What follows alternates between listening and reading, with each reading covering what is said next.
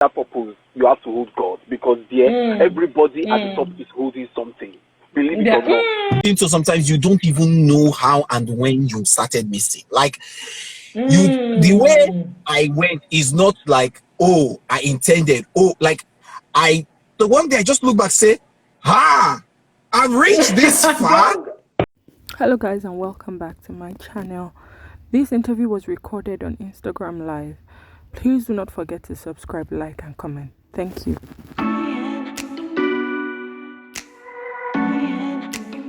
I was talking about how when he has a relationship with his friends, he can just bring them up at any point. Just talk about them at any point. So that's it. Welcome back, Akah. So you were saying that the more you know Jesus, the more you know God, the more you are vocal about him. Yeah, right? You can't know the president of the United States of America or the president of Nigeria and not talk and be shy. Or even like, Kamala now.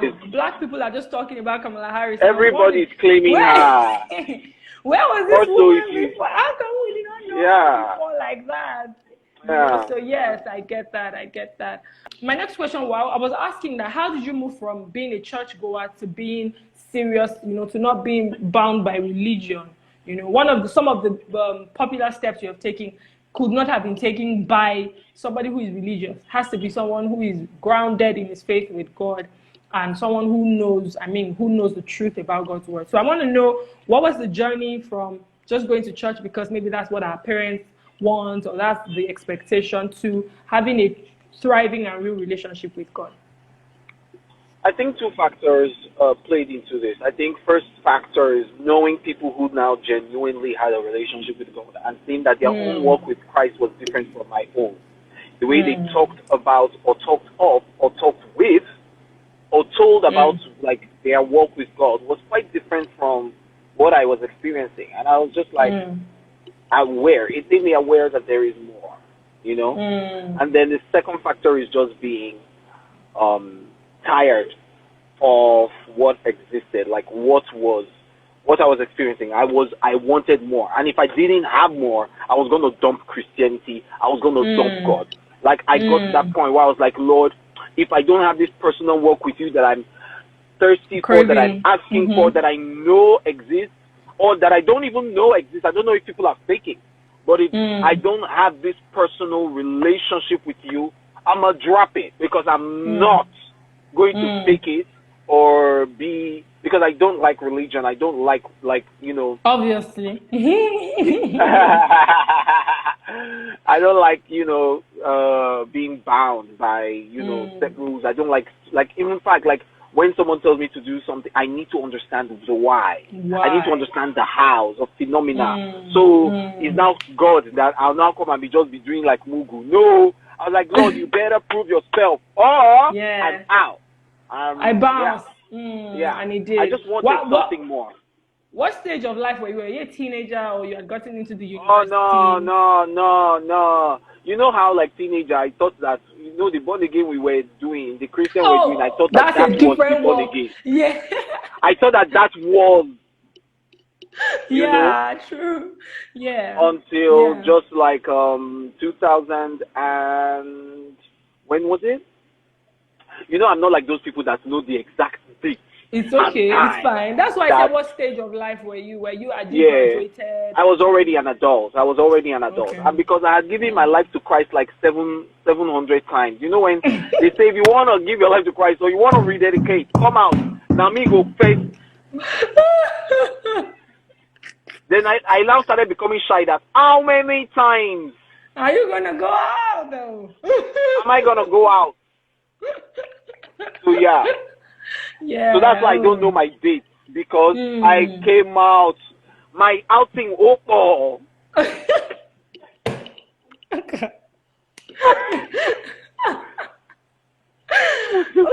Okay. So that just shows that it's never like late, because sometimes some people are shy to say, oh, I didn't give my life to Christ as a teenager. I didn't start being serious.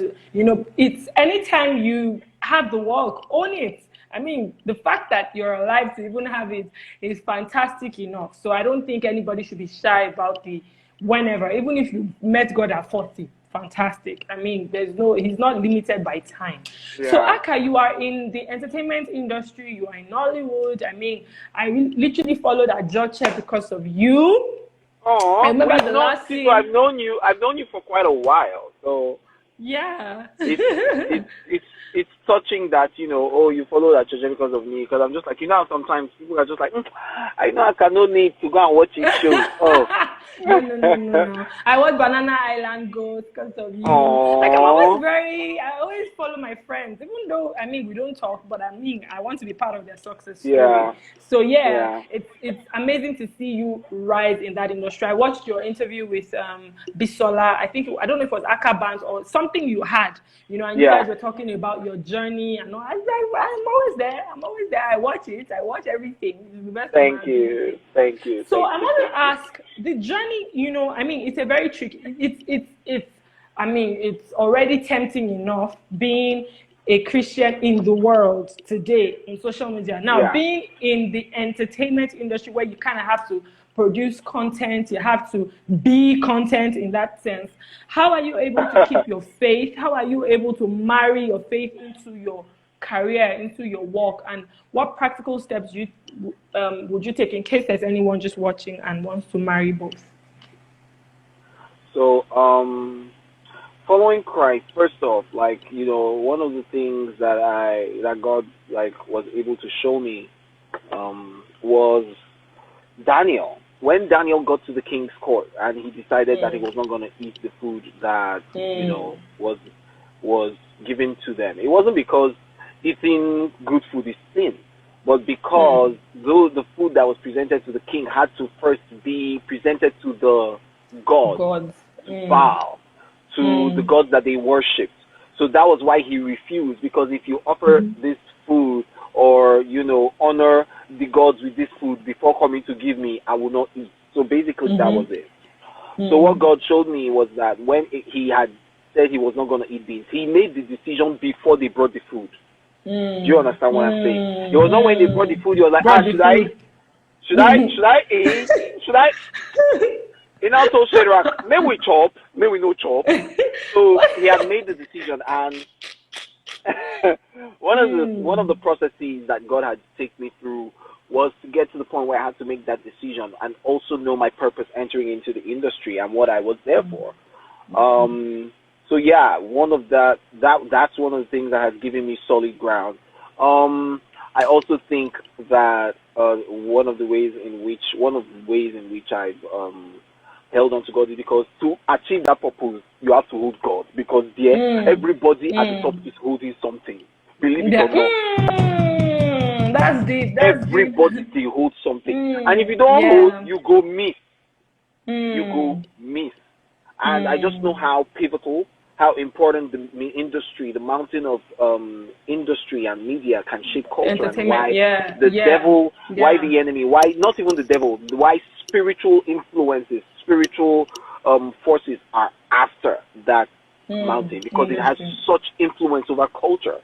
So basically, number one. Number two, surrounding myself with people who would always, I mean, there was a point in my life where I lost focus, I'm not even going to lie. And it became about like rising to the top, making that money, and being at the most important places and being with the most important quote-unquote people, until God had to show me that, okay, things you want to do now, all you do. So when I reached that, I now reach a place where I saw that, okay, it has now reached a point where I now have to do some things, and I can't do some things that some people are doing.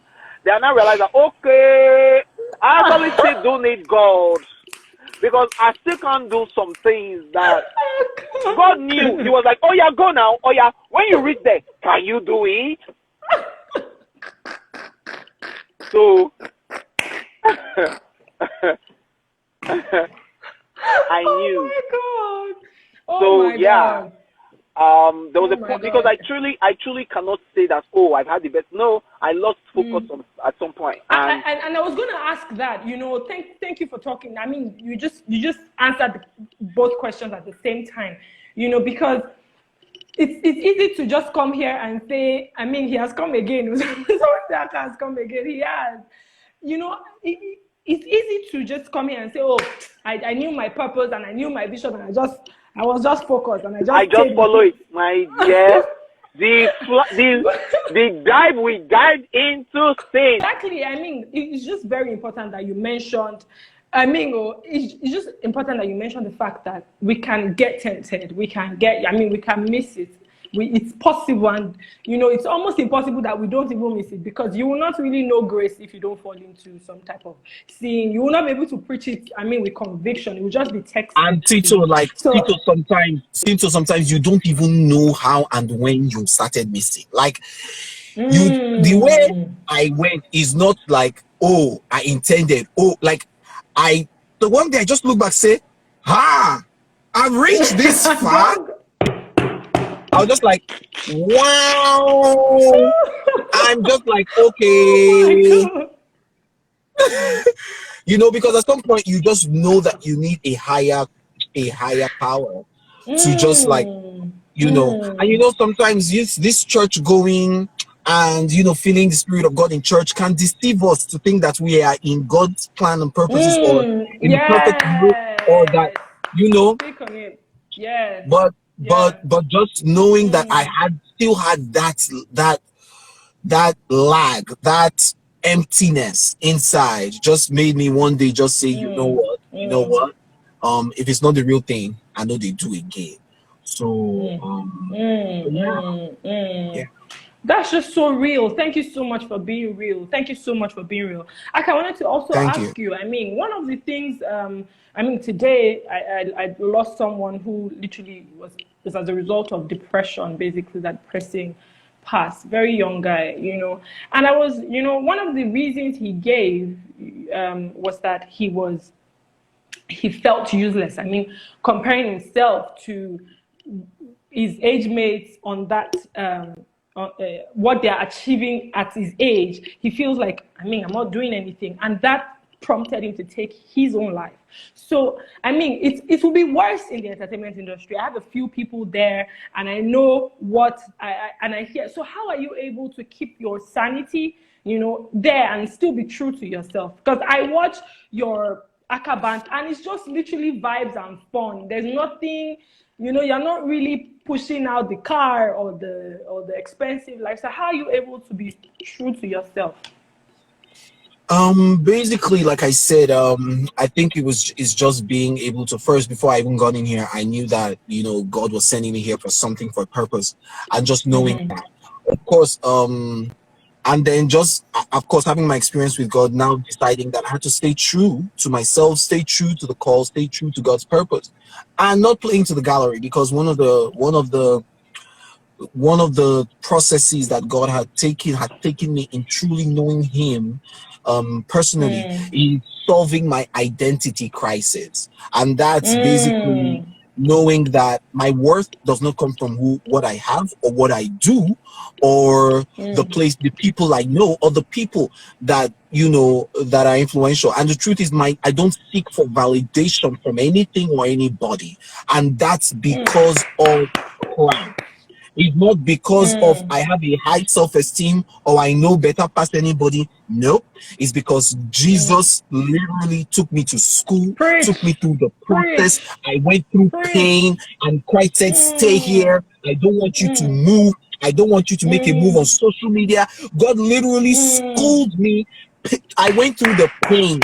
I went through the agony. I went through the tears. I went through the motions of having the depression. I went through the fears of, oh my God, I will be forgotten. And I had to learn how to depend on the assurances of the word of God.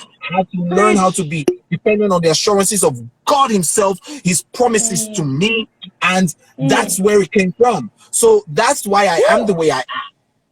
It's basically because of a spiritual understanding that I can't social media, human beings are fickle, and my assurance is based on something more eternal, more solid, and that's why I am the way I am. It's just God, just my relationship, and there's some depths you reach with God. God will take you through that. Where if you don't get invited to some places, or sometimes because I don't like to go out, but the fact that I wasn't invited, go pay me, or I will start getting into panic or anxiety. Oh my God, influence. Why are they not inviting me? Does it mean that they are forgetting me? Because my industry too, out of sight is out of mind. But when you know whose own you are, who is the of the world, and God had told me, because the truth is, if you remember in Israel, when they had gotten to Canaan, God had told Moses to share the land among all the tribes. But he said to the Levites, do not give them any land, for theirs is the portion of the Lord. So that means that God's portion is their own. So that means that every tribe gave the Levites 10% of their land and cattle. So it means that in the entertainment industry, I don't have to hustle with the people in the world for the way. I have God's portion in the land. I have God's portion in my industry. Lord. That's the way I see it. Yes. Oh, come on. Sorry, sir. When were you ordained? I was not invited to this ordination. I was not invited. He's wrong now. Can he wrong now? Wrong now. Oh, that's just so good. I mean, your core is the core. I mean, once that is established in God, especially, because any other thing is fickle. Any other thing is fickle. Wow, that's just powerful. I also wanted to ask, I put something on my WhatsApp status. What questions would you want me to ask Akah? Somebody said, why doesn't he do Christian movies? Me, I know the answer, right? But I want you to answer. Why I don't do Banana Island. Why doesn't he act in Christian movies like Zion? He's not even eating. Wait now, let me finish the question now. So okay, because I want Christian movie. Have they contact me?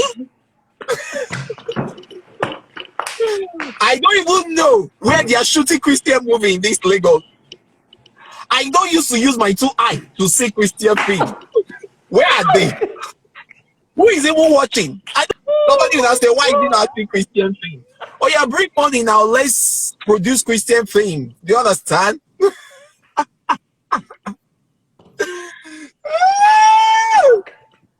Akah, let me be a proper girl. Let me be a lady on it. There's so many Christian movies, and we're wondering, where is our Akah? You understand? This preaching are preaching now. Oh yeah, now. Oh yeah. The way your hair is, the color of your hair, they can't cast you. Please, if I add my Zion film with this headline, is Bad Boy, the one that Satan sent to destroy a girl's destiny. That's the role. That was so the role they will get. Oh my God. So, but really, let me answer, because I can't. Oh God, I can't tears come out of my eye. I really needed to laugh. I've not laughed all day. So I said, Christians need to start buying land, start getting their own banks, start getting supermarkets, start planting your own food. Because it will get to a point in time where it will be hard for people who don't follow the systems of the world to survive. They will make it hard. So that's what I'm saying. Like, it just made me just think of that. I was just like, wow. So now that you brought it up, I'm just like, to be honest, we need to start setting up our own production companies, our own banks, our own supermarkets, where you don't need where nobody can hold you or regulate you in such a way that they can hold you bound, basically. You're saying, and it's very, very important. I'm going to try to be controversial here. Permit me, so that you can quickly go and receive your money call that they are calling you. Thank you. During the time, there was a particular time where you were vocal against a certain sect of, I'm not mentioning this, but I feel like you're getting me. You were actually vocal, and you cut ties with that relationship, with a going relationship with a certain organization, and I feel like, I've been following you all through. I mean, since I've known you, I've been following you, but that one earned so much of respect from me, not because it was the popular thing to do, but because, I like someone who stands by his faith and his belief. What would you say, because a lot of people are quoting scriptures and, Joseph, when they caught, I don't want to go into it. Anyway, moving forward, what was it that convinced you that this is not my move is what God is telling me to do. Do you understand? I'm not going to be moved by the world. I'm not going to be moved. It's not as if you left and then started to castigate. It's not as if you left and started to cast aspersions against the person, that was the leader. But you left, and it made a certain stand. It wasn't just you and some people that I follow as well. What convinced you? You were not emotionally tied to that organization, obviously. So how were you able to be convinced in your heart, in your spirit, and you knew that, wait, this is the next step for me, despite the fact that it may have been unpopular? Wow. Hey, I was sent PR release to you. Please do not bring this topic. Just saying, like, I just, stopped, like, all media, invitations and everything. But yeah, I'm going to talk about it now because, like, I just feel like I'm in a safe space and because you're a friend. But basically, the reason why I did what I did, in fact, I don't even think that it was about anybody at first. Because if you follow, the conviction my this thing went through stages. First of all, I started out as let the right thing be done. Let the right process happen. I'm just like, you cannot be a pastor of a church and these allegations are brought up against you, and you're still sitting right there in your position without, number one, he wasn't addressing it. Number two, he wasn't moving, like he was still there. I feel like it was the power play was not balanced. It was not a level playing field. I mean, if this girl is seeking for justice and you are the one, you have the power to influence so many people. I mean, like, you have a church of how many thousand people there, and you have the right to say it's not me or whatever, but then you can still influence people's minds to go in your own position, and I think that's unfair. The first thing to do, in fact, in anywhere in the world, is to step down. There is a church council. There should be elders. The church is not built around a certain man. It should not be built around you. Let the assistant pastor take over. Let the elders understand. Then when you are finished going through the process, when you are free of all claims, you can come back.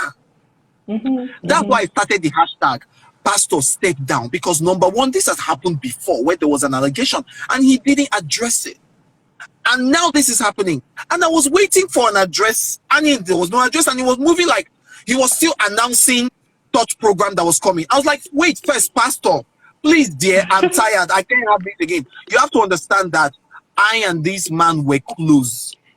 Number one, I had literally, in fact, he was inviting me and my wife that week to come. We had just come back from our honeymoon in Mauritius, and he was inviting us to come to Abuja. That he wanted to give us a treat.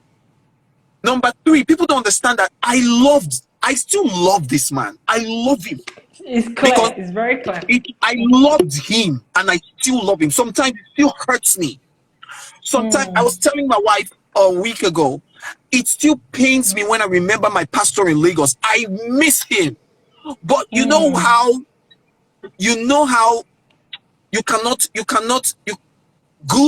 sometimes the right choice is painful to people. And I had to come out and just had to do that because I was just like, pastor, step down. Like, I saw that nobody was telling me the truth. I reached out to Lagos pastor, I reached out to my wife, and I was like, what is happening? They were like, we don't know. But then I see them going into his comment section and hailing him, daddy. And I'm like, wait, why is everybody behaving like nothing is happening? And I just had to do what I did. And I just wanted the right process to be followed. That was my own. Pastor, step down. Let us address this. When you are clear, come back up. Thank you. But in the bit of doing that, with the way the church responded, with the way they responded to Bustola them and everything, I now need Akah Nnani. But this man, I now started hearing inside the real story. I said, there is strong thing. So yeah, I think I just had to do what I did for posterity's sake. I have a wife, I have a sister, I have a dream to have children. And it's one of the things that I found hard when my father, my parents, my everybody, you know how everybody is just like, you cannot speak against your pastor. And I was like, then pray for the mercy of God on my life, because this one, I've already done it. I've already done it. I said, I've already done it, Daddy. My father said, I said, oh yeah, come and slap me from US. You're in US now. Slap me from there. I stopped picking their calls because I was just like, no. And I think at that time I was just like, I'm tired of this country. We can't hold our leaders accountable. We can't hold the senators accountable. And the truth is that if we cannot hold our pastors accountable, then we are finished. We should start from the church. Come on, preach. Akah. This has been the most fun I've had on this show so far. I don't even know how to behave anymore. You know, the question I asked, you know, I was asking it because I was looking, not exactly the tea in that sense. I just wanted to, you know, because sometimes we have to, and you said it, sometimes the right choices are not easy. They're very difficult. I wanted to know, I mean, I knew a lot of people. My family members will do the same thing. They probably will disown me for a while, temporarily, you know, all those kind of things. They will, you know, it will be very hard. So to take a decision, you know, even though I knew even Christians will throw stones at you, but you took a decision. I wanted to know, where did that conviction, I mean, you don't just take that kind of thing. You don't just do that kind of thing. There had to be a strength, but thank you for the tea. Anyway, it was good. It helped us to clear the air. Thank you so much for that. I also ask, I mean, like you said, you've been name dropping. I told my wife, this is my wife, this is not my wife. Where is the God story in the wife? Yeah, exactly. Where is the God story? Because I remember no, I'm not going to talk about. Let me just move on.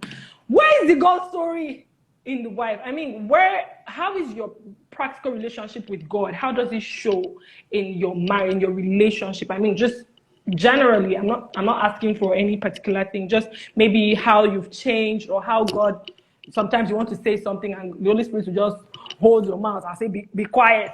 Okay, so can you just share some experiences in that? Right. So, first of all, I got to say that I've been a Christian for a long time, but my relationship, I feel like I became born again. My relationship with God in light, started last December. December 30th. December 30th / crossover service. Something boom happened in my life. I knew that if I don't find this chuku, I'm finished. And what? Finished. So yeah, I really started speaking Christ the right way, and Christ accepted me. I got to know Christ literally early. Myself and my wife. My wife her father is a pastor, her mother is a pastor. I told her, babes, is this true?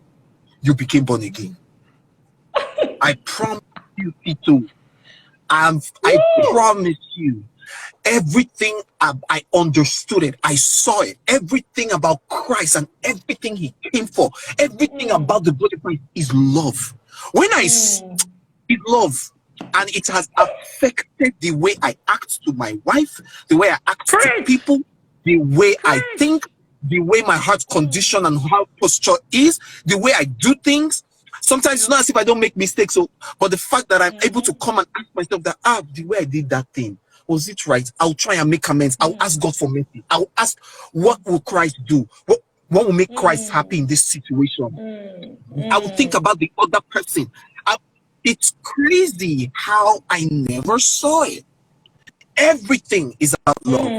Love to man, God's loving God, and loving man. That's all God sent us for. The primary thing is how we love our neighbor. And marriage is the testing ground to how we love the rest of the world. Because if you cannot love your husband, you cannot love your wife, the one that will annoy you morning, afternoon, night, the one that will test you and break your flesh, the one that you don't want to see when you come out of the living room. If you cannot love that one, you cannot love the one outside.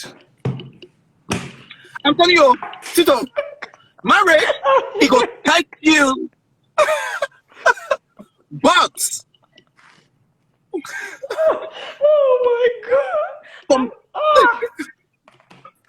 Sometimes, see, let me tell you something. I'm telling you, love is the answer to everything, and it has radically changed my life. Seeing God's love. People who I know I cannot earn or gain anything from. People who I know cannot help me in life. I meet strangers, whatever. It's just everything. And yeah. Powerful. Yeah. You know, Akah, thank you so much.